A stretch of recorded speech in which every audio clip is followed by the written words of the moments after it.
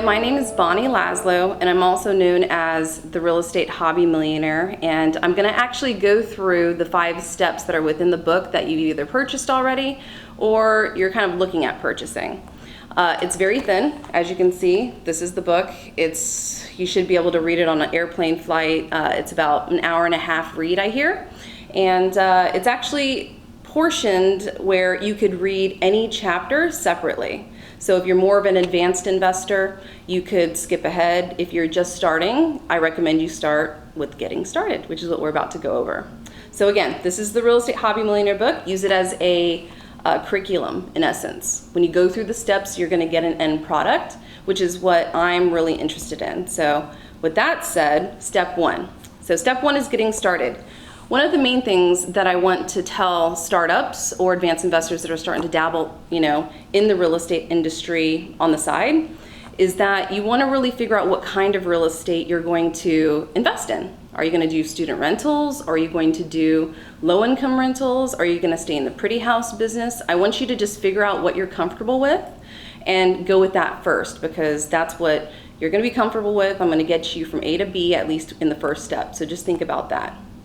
So then when you go to actually look for the properties, that's called scouting. There's tons of real estate investors that are startups at your real estate clubs too that do nothing but scouting or bird dogging. You've probably heard a couple of things like that. So feel free to partner up, twin up with them, use them as other real estate investors to motivate you guys to go and do this on the weekends or during the week after work, whatever it may be, just do something. And with going forward and figuring out which ones you want, there's a couple of benchmarks. Green lights. If it does not fall within these 2 benchmarks, guys, anything that you get out of what I'm talking to you about right now, these are the 2 benchmarks. It's a green light. Go forward. If it does not meet these benchmarks, do not do it, because I really want to keep you into your first experiencing real estate as being a cash flowing one, because we want to make money in real estate. That's why you're getting this information. So first things first. If you're buying a property, and let's just say it's $30,000, $300 roughly breaks you even. If you buy something for $5,000 or $50,000, the $500 a month mark is going to break you even. If you buy something for $80,000, $800 a month will break you even. Okay. Same thing with what? $100,000 piece of property. How much is going to break you even? Yes, exactly, $1,000. But here's the thing, you don't want to break even. I mean, that's not the game you're playing. So you want to always make sure per $100,000 you invest that you put a $200 benchmark back into your pocket. So what that means is you buy something for $30,000, $300 rent would break you even. So tag on $200, so that would be $500, right? So a $30,000 piece of property, you need to rent it out for $500. You go on to a $50,000 piece of property, $500 breaks you even, but you need to rent it out for $700.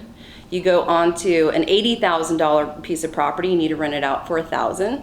And then of course, a $100,000 piece of property, how much are you gonna rent it out for? $1,200, correct. So that's benchmark number 1, which is the $200 benchmark. Now, when you're in the real estate clubs or you're meeting someone, they come up to you and they say, I've got this great deal for you. You now, in your head, can take that first benchmark and work backwards. What that means is someone comes up to you and says, I've got this great deal for you. It's cash flowing property, blah, blah, blah. So your first question to them should be what? That's right. How much does it rent for? So if they tell you, in your mind, it rents for $1,000 a month, then you know right then and there that the most on first benchmark that you would ever pay for that property is $80,000, right? Same thing if they say it's $700 a month. Back out your $200 profit, right? Because $500 would then break you even. The most that you would ever pay is $50,000, and so on.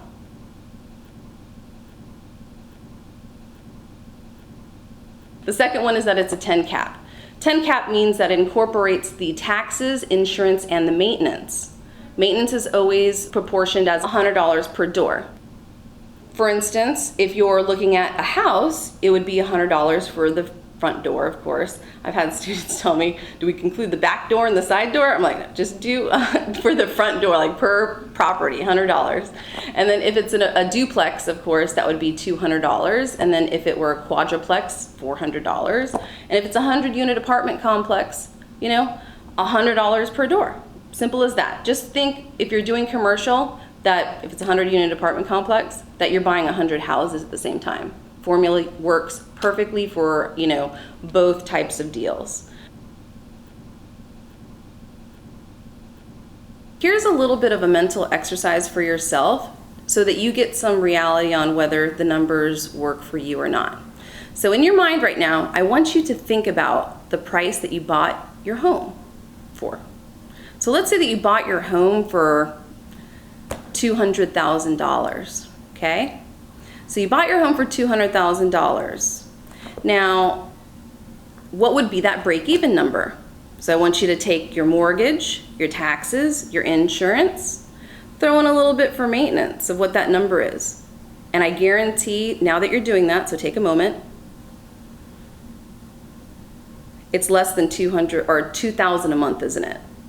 So unless you went ahead and used your house as an ATM machine, whatever that loan amount was, go ahead and understand that the concept of you buy something for $50,000, 500 breaks you even. You bought your home for $200,000, 2,000 should break you even. You actually should have a little bit of a buffer in there, but just know in your own mind so that that concept is real to you.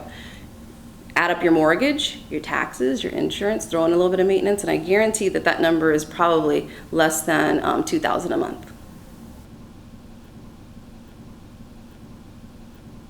So once again, recap, $200 benchmark, that's your profit margin where you put that money back into your pocket. And then the second benchmark is what we call a 10 cap, that's capitalization rate. You look inside the book, it has the formula, you can Google it, just make sure that it's a 10 cap, and go from there. As long as it meets those two benchmarks and your purchase price both meets the number that you come up with for the 10 cap and the number that you come up with for the $200 benchmark, it's a green light. Anything out of that, trash it. So with that said, that is step 1 of the Hobby Millionaire book. Make sure you stick to those and you guys should be cash flowing in no time.